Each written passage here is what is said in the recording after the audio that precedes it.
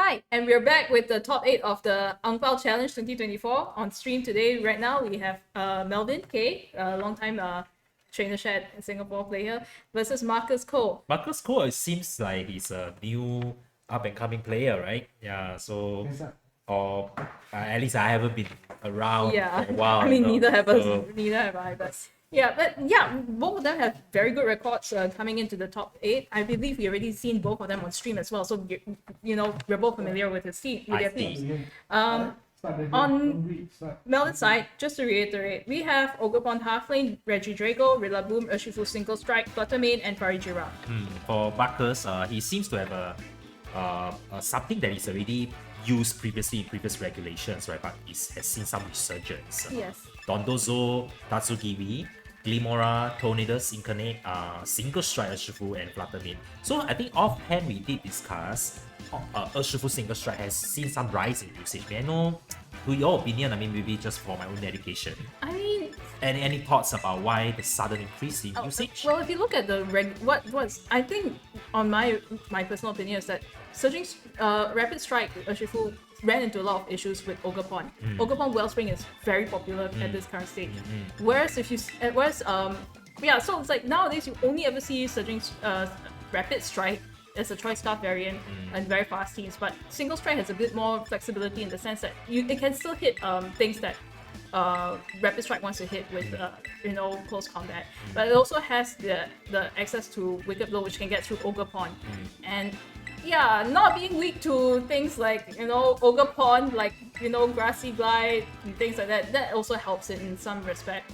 And yeah, single strike, wicked blow, Terra Dark hits very, very hard, and I think it can also pick up Fluttermane and other common threats in the metagame currently. Specifically to this matchup, do you foresee that you will see some action at this? I think it will be able to get through the Dondozo. In fact, I think most people were originally saying that the reason that they thought that once Urshifu hit the field, Dondozo would fall off. So we'll see how. I'm not particularly sure on the aspects, but I remember that there were some people saying that Urshifu might be able to get through Dondozo. We do see Marcus leading with Glimora and Fluttermane, while Melvin leads with his own Fluttermane and Urshifu.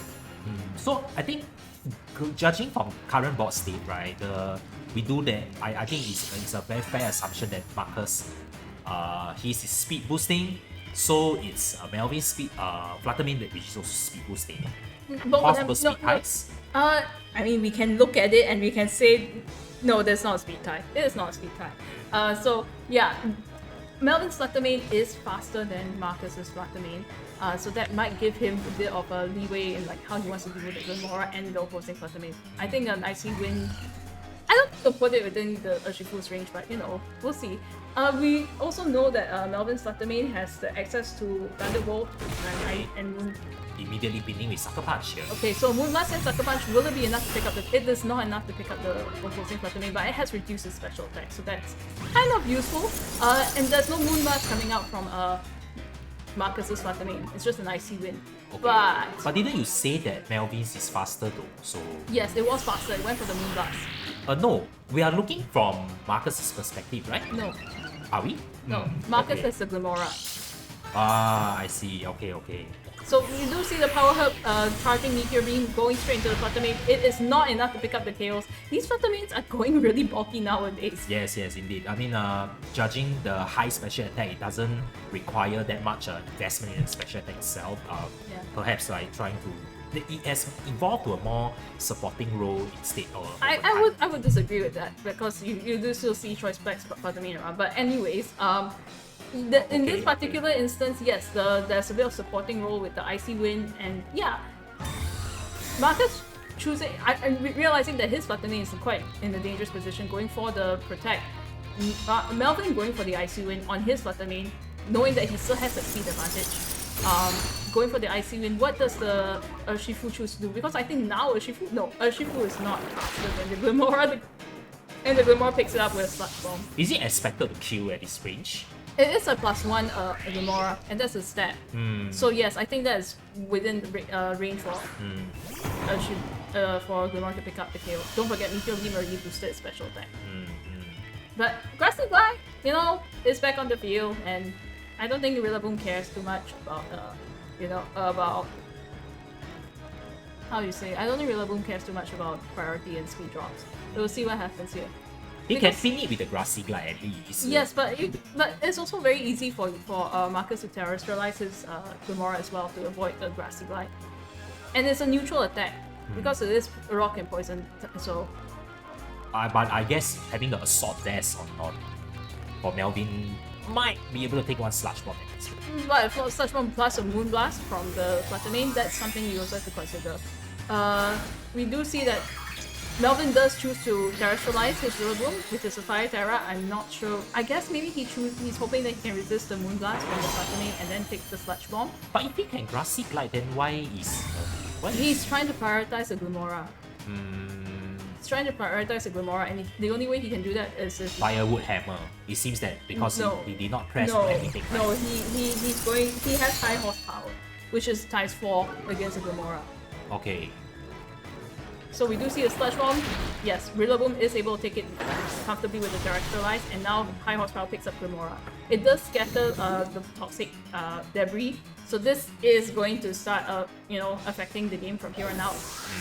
Melvin is capable of maybe Grassy Gliding the Flutter now, but if Dondozo is in the back, this is still going to be a bit dangerous for him. I mean, he can easily switch out to the Flutter to boost Fire Commander, right? Yeah. So I don't see how toxic the Bee can possibly swing too much. It will, because whatever is in the back, right?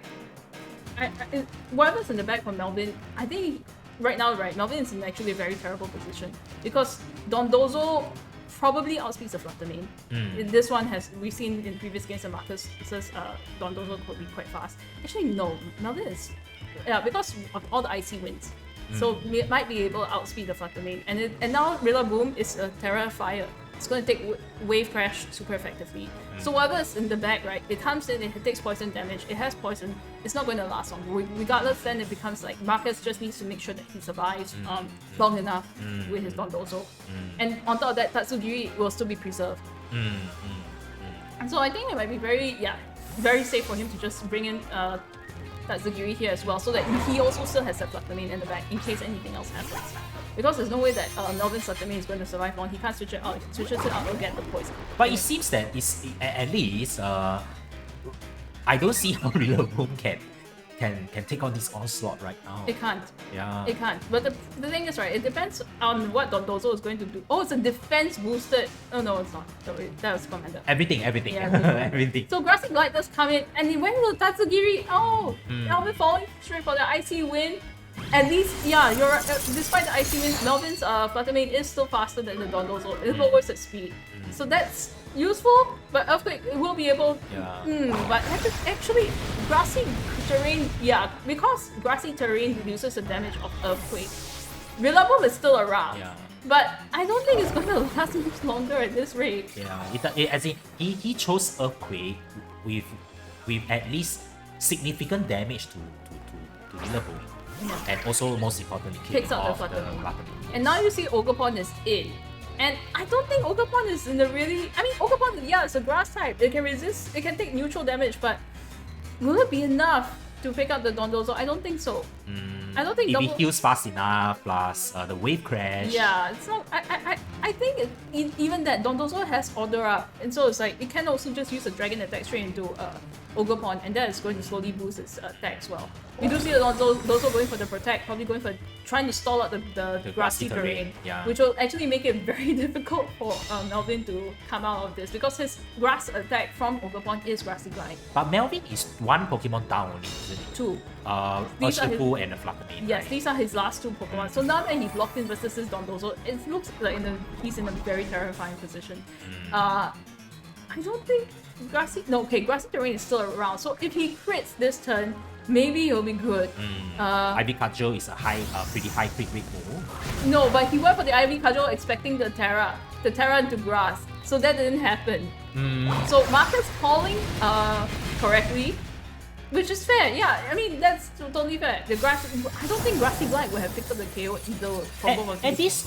However, at this point, there's no real incentive for Marcus to Terra. There's no incentive. Yeah. So I think the Ivy Cudgel was it should be able to tank some grass attacks. Yeah, I think it would have been able to tank both the Grassy Glide from the Ogre and the Rillaboom, especially because Ogre was not the Terra option. It seems that Melvin's team is very reliant on Rillaboom for his Dondozo answer. I mean, or at least... I wouldn't say so. I would say that the reason why he's this reliant is because he lost Urshifu early. Urshifu being the Dondozo answer because of Wicked Blow. Wicked Blow, right? Being able to ignore Dondozo's defenses and being able to just hit with Wicked Blow. He has to realize that because... no, that's why he led that, I think. Because he wanted to put Urshifu in the position where Dondozo was around, then he could at least continue threatening it. But the problem was that Glimmora and it was chipped too low, right? No, Glimmora and Fluttermane just took it out straight up. Yeah, it was... So I think he needs to be able to answer whatever is Marcus's lead before, and keep his Urshifu safe.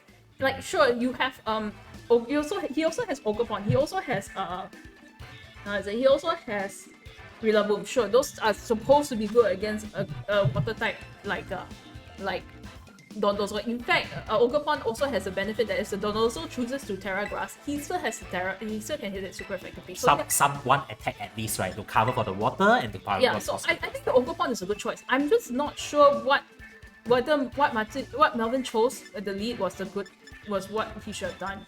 I kind of wonder whether he should just brought Reggie Drago. I mean, I think however the exposure to Fluttermane though, it's something that to so it's like if he does that, he will have to utilize his Terra, and that means that if he utilizes his Terra, he will not be able to use it against what's the Terra type for? Terra Steel. Terra Steel, right? Okay. But that's very overcommitting, right? Yeah, so it's an overcommitment. But I don't, and also it's like Reggie Drago, you still take the Shadow Ball, you won't be able to get a full Dragon Energy. And the problem is that originally this team had a Tornadus in place of Rillaboom. So that used to be how Reggie Drago, I think that's how functions as via the speed control option. But the fact that the Rillaboom is there now means that, the Reggie Drago can't exactly go a bit crazy with whatever it wants to do. I guess Fluttermane is there, but Icy Wind versus a booster Fluttermane is not enough. So it really comes down to because the Glimmora was also doing a lot of damage. You saw how much it was doing thanks to the Meteor Beam boost. Yeah. So it's like there's a lot of hard hitters, and Melvin has. The thing is, both of these teams hit hard, hit fast. And the thing is, right, in this sense, Melvin is kind of losing out because if he goes for trade, right, then he doesn't have enough resources to deal with the Dondozo in the back. Because the fact that he has to commit a lot more to create the end game situation where it's just the Urshifu versus the Dondozo, right? Yeah, I think also it's more like he needs the Urshifu to also deal with a lot of the other threats as well. Like very overstretched, I would say. Yeah, it's a very overstretched. Without key. I would without say support. Speed. Without support. A lot of proper speed control is pretty he does have Trap Rope, but he's not going to bring that out. Yeah, I mean, in fact, it will probably help Marcus, right? So we do see switch outs from both players. Melvin going with Ogerpon and Urshifu, while Marcus going for the Glimmora and the Tornadus. So, speed control, Marcus has it as well. I think it would have been funny if Melvin brought Fari Giraffe. The instant threat though, I mean, we could see from the selection just now. And the thing is, right, I'm not sure whether on this whole thing about bringing the Ogerpon into Glimmora, because Glimmora can hit Ogerpon super effectively with the Meteor Beam. It's a very easy Tailwind Meteor Beam, right? Yeah. And if he misses, he gets a boost, right? So alternatively, but that's a very, how you say, straightforward play. I think he's most likely, yes, he's going to go and try to get rid of the Urshifu because he realizes the Urshifu is the main threat here. Look at him praying. Praying that the Blink Wind hits outside already. Blink Wind does hit, it does put Urshifu to sash, and we saw the Glimmora outspeed the Urshifu earlier. Yeah. So yes. Double target. Once again, Urshifu going down just like that. Very nice read by Marcus. I'm not sure what Ogerpon was supposed to do here against this matchup.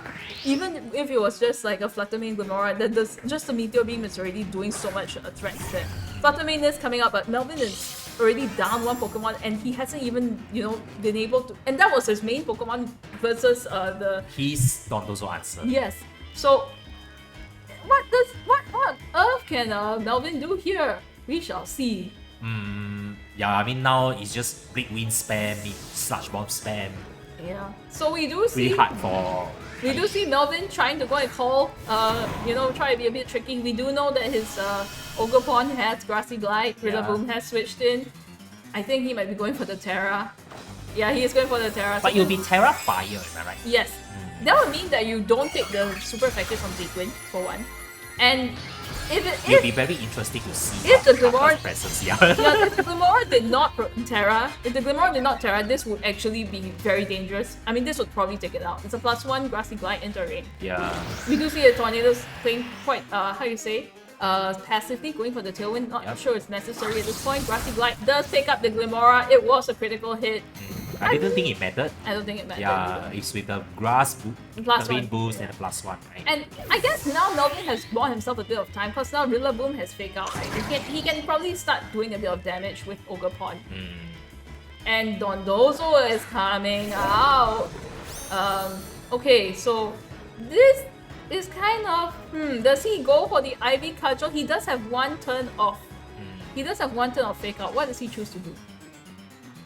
One turn of fake out from the Rillaboom. Yes, we just switched in, right? Because it kind of feels like it's very easy for the Dondozo just play protect. And it's also very easy for the Tornadoes to just switch Tatsugiri in. Bleed right? Or just switch Tatsugiri in, Yeah. And then you just protect and then it's like, yeah. Okay, he went for the protect play. What did Melvin choose to do? I saw he pressed Wood Hammer on the Dondozo, so might be a dead turn here. Yeah, it's probably a dead turn, no matter what.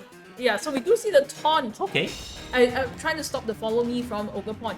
So yeah, Wood Hammer goes into Dondozo. Dead turn. Yes, dead turn, absolutely dead turn. But Melvin has to be aware that his grassy terrain is taking down. And last turn of Tailwind, if I'm not wrong. This is the second turn, and this is the last turn right now. I mean, Tailwind doesn't really matter to these two Pokemon. Because both of them have Grassy Glide. At this, yeah. So both of them don't really care. It's just the thing is, right, it's very easy for Marcus to just go for the Terra here and then just go for a Wave Crash onto Ogerpon. Ogerpon can't do anything about it. So I think that's a very easy play for him to do here. You mean the Grassy Glide on the Ogerpon? No, because Ogerpon cannot outspeed the Dondozo once Tatsugiri comes in, which is going to do now. So Ogerpon cannot outspeed. If Ogerpon cannot outspeed, and especially the Dondozo is in Tailwind. So Marcus has played this perfectly. The Wave Crash is going to come into Ogerpon. He has to use Grassy Glide, but if the Dondozo just Terra Grasses here, that's it. I forgot to see what did Melvin choose, but it seems that it I'm will not, be optimal. I'm not looking at what they're choosing. Yeah, but actually, if Dondozo is, it will be optimal for him to go for the Grass Terra right now. Yeah, right? it would.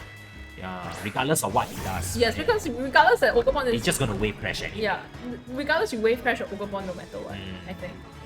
Because what is Rillaboom going to do? Rillaboom does not have a U-turn. It can't hit a grass. It's basically none of its attacks will hit Dondozo super effectively. Or even all its attacks will hit not very effectively except for Fake Out. It should be able to take at least one Ivy Cudgel even after the boost, right? It depends on the crit.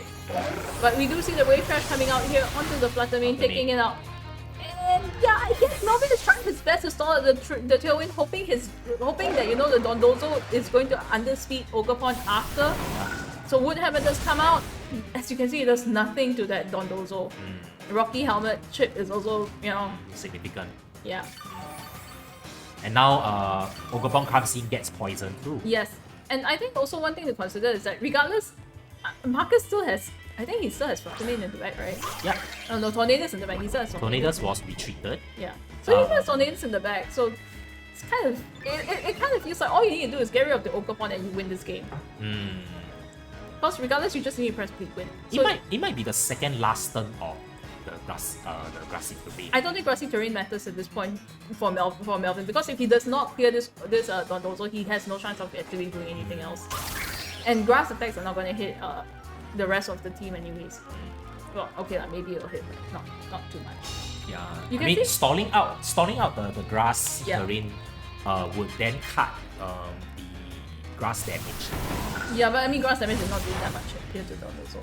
Ivy Cudgel, Still a bit by bit. it really comes down to whether this Dondozo outspeeds Ogerpon and whether it can take the Ivy Cudgel. Were we able to establish the speed here earlier? No, I mean, but it also I think it depends on what, because Half-Flame is slightly faster than Wellspring, so I'm not sure about my calcs.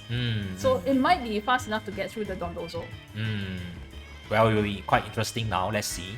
This is quite crucial But because if Ivy Kajou could get through, Dondozo is dead, then I wonder. Yeah, what- we did. So. Okay, But so I'm not sure whether also I'm not sure whether the Tailwind ever actually ran. no, I it think ran out earlier. Yes. So yeah, so Dondozo is faster than Half-Flame, picked it up. I think that's it. Marcus has proven exactly why Dondozo is so terrifying.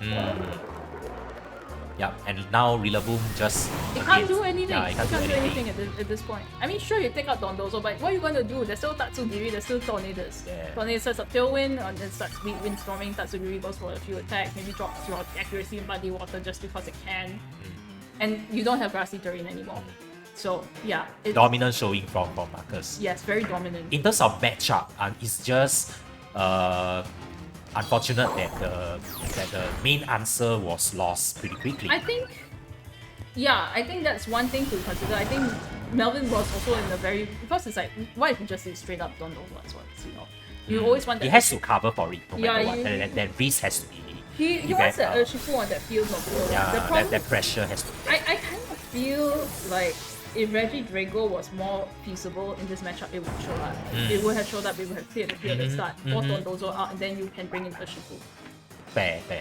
Yeah. But well, Marcus advances to the top Top four. four, yeah. And commiserations to Melvin. Reminder that they are all playing for 120 grand prize. Yes, $120 for the Ang Pao challenge. 120 grand. No, grand 120. prize. $120. You So, wish that Brian not that rich lah. Yeah, so I mean, revisiting this whole matchup, right? I think I think so important to keep Urshifu Wouldn't be body so sad if yeah. it was 120 grand. I think I think it's also quite difficult because it's like Mm. I kind of feel like Ogre was very useful, but at the same time it's like once you Terra into the fire and then you have that tailwind and you don't outspeed the Dondozo, you're in a very bad position. You don't have any other ways to go and redirect the wave crash. It didn't seem compulsory for Marcus to use Tailwind anyway. Because that No, Dondozo was, the tailwind was necessary. Yeah, I guess was like it? Because game 1 it didn't really appear, right? no, okay, I guess. Yeah, but because it outbound, or rather the straight up 1v1 versus the Urshifu, Yeah. like We- he knew that eliminating it was key, right? So I mean, Fluttermane would have done the same, honestly. was it? Yeah, Fluttermane would have done the same, just as simply. No, right? Because Fluttermane can do the same.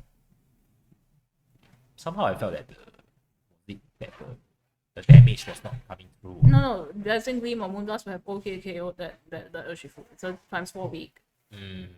Of course, he has to risk his own. Fluttermane. I mean, Yeah, against like. I mean, you're risking your Tornadoes also. It's just that Tornadoes gives you that speed boost. So, I mean, yeah. Maybe it's just my lack of knowledge. So Because that's a booster speed Fluttermane, right? So both are right, Yeah, and, both and, booster and speed. actually, if you notice, both speeds, one of them move. If you recall, you told me Melvin was faster. Then after that, his was faster. So no, because Melvin's was faster, but you just got confused on which side of the field you were looking at. yeah, perhaps, yeah. So I think there's all these small bits matter. Yeah. So, Yeah. well, congratulations to Marcus and commiserations to Melvin, yeah. And It's and okay. let's see. I mean, Melvin still gets money, Yeah. so No, 750. 120 grand I said lah. no lah, $120 lah. Okay lah. $7.50 at least. You still Wait, get $7? No, it's like $10. $10. You pay 250 and net Oh, profit yeah, right. 750. That's true. That's true. Yeah. That's true. Okay, so Okay. we'll see you guys later shortly for the top 4 streak.